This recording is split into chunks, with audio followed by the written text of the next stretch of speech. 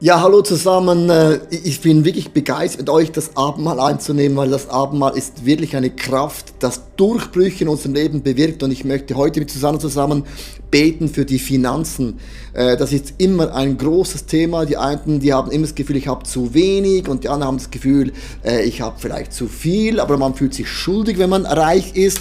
Und andere sagen, bei mir hören die Schulden gar nicht auf, und alle diese Gebote von Gott, den Zehnten und alle diese Dinge lösen so viel Druck bei mir aus, und darum möchte ich mit euch zusammen das Abendmahl einnehmen für deine Finanzen. Und ich weiß nicht, wo du stehst mit deinen Finanzen, wie sich das anfühlt in dir, in dem Sinn, aber es ist so cool, dass Jesus Christus hat den Reichtum vom Himmel verlassen. Der kennt diesen Reichtum vom Himmel, wo es keinen Tod und kein Leiden und keine Tränen, nichts gibt, kam hinunter auf diese Welt und hat gemerkt, oh, hier unten gibt es ein paar Herausforderungen. Er wurde schwach wie wir, aber er blieb ohne Sünden, und er kennt eigentlich unsere Situation auch in den Finanzen.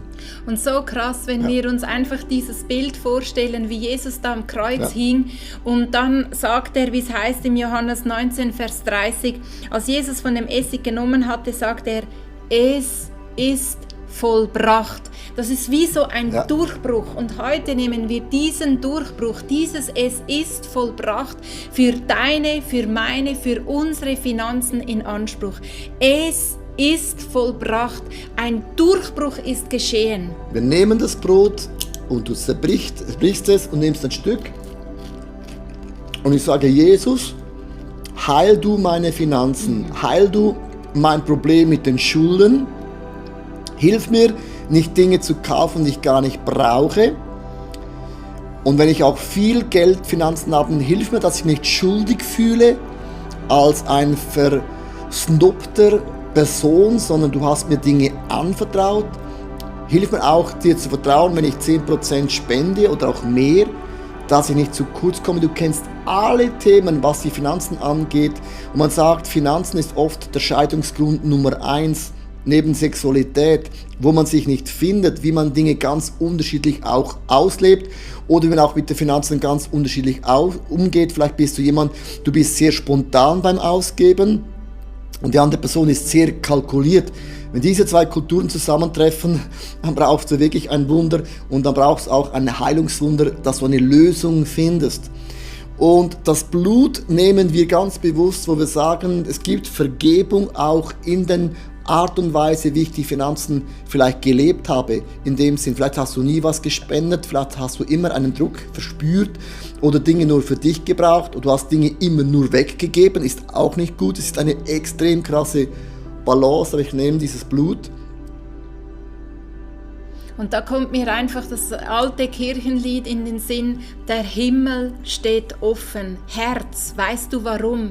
Weil Jesus gekämpft und geblutet darum. Darum ist ein Durchbruch in deinen Finanzen möglich. Und du kannst vom Hier an ein neues Ort gehen, das du dir nicht vorstellen kannst, dass du dich nicht erträumen kannst in deinen Finanzen, weil in dir wohnt dieselbe Kraft, die Jesus von den Toten auferstehen ließ, auch in deinen Finanzen. Und vielleicht ist es heute dran, dass du dir überlegst, wie komme ich aus meinen Schulden raus? Vielleicht ist es heute dran, dass du mal überlegst, wie könnte ich mein schlechtes Gewissen lösen von dem, dass ich so viel verdiene. Es gibt viele Leute, die haben ein schlechtes Gewissen. Vielleicht auch der Druck, ich habe immer zu wenig. Vielleicht hast du auch unerfüllte Wünsche, wo du machen könntest und denkst, das darf man nicht, das ist dekadent. Keine Ahnung, was das Thema ist, aber ich möchte dich bitten heute, dass du mal ein paar Augenblicke Zeit dir nimmst mit Jesus und das mal mit ihm besprichst und diskutierst und schaust, was ist seine Antwort konkret in Bezug auf die Finanzen für dein Leben. Du hast einen guten Gott, er ist mein Versorger.